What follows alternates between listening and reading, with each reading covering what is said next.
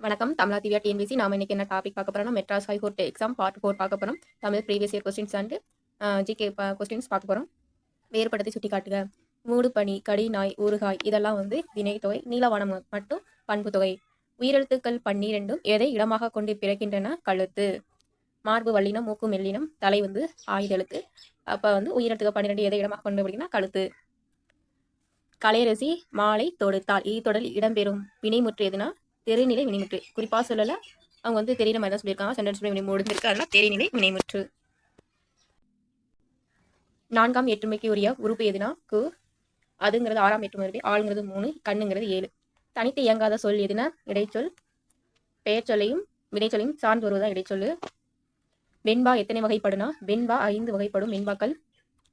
செம்மல் என்ற சொல் பூவின் எந்த நிலையை குறிக்கும்னா வாடின நிலையை குறிக்கும்னு சொல்றாங்க. சரியான விடையை தேர்வு செய்க. ராவண காவியம், புலவர் குழந்தை. மாதேவி காவியம் தமிழ் ஒளி. பெண்ணின் பெருமை திரிவிக்கா. பாவிய கொத்து பெருஞ்சித்திரனார். போல்டர் தமிழ்ச்சொல் தருகன உரை.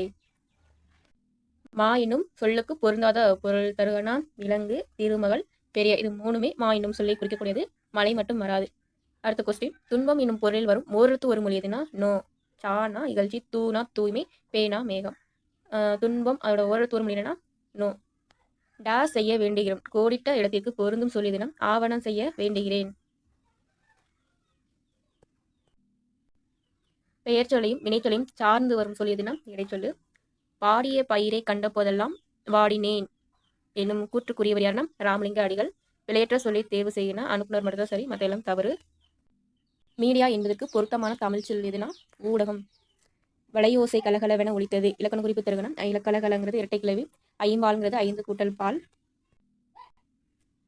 குமுறும் பறவை அப்படின்னா கூகை.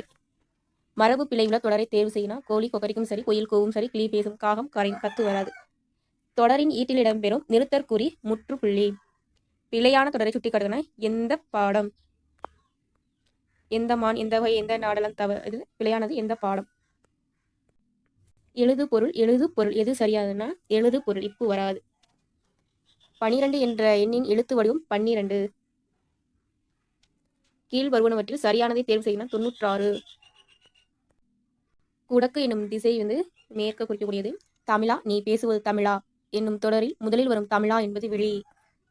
கிளாசிக்கல் லிட்ரேச்சர் என்பதன் தமிழ் சொல்லாக்கம் செவ்வியல் இலக்கியம். திரு ஆலவாய் என்று குறிப்பிடப்படும் ஊர் எதுனா மதுரை. உனக்கு கவிதை எழுத தெரியுமா என்ற வினாவுக்கு எனக்கு கட்டுரை எழுத தெரியும் என்பது இனமொழி விடை. அன்பும் அறனும் உடைத்தாயின் இல்வாழ்க்கை பண்பும் பயனும் அதே என்னும் திருக்குறள் அமைந்துள்ள பொருள்கொள் நிரல், நிறை, அணி. வேலன் நெடும்படை என்பது டேஸ் அப்படின்னா யானைப்படை. வேலவன் குன்றம் என்பது திருத்தணி. குடிமக்கள் காப்பியம் என போற்றப்படுவது சிலப்பதிகாரம். தலையை கொடுத்தேனும் தலைநகரை காப்போம் என்ற தொடர் தலைநகரம் என்பது சென்னை. மங்கையராய் பிறப்பதற்கே நல்ல மாதவம் செய்திட வேண்டுமம்மா என்று பாடியவரான கவிமணி தேசிய விநாயகர்.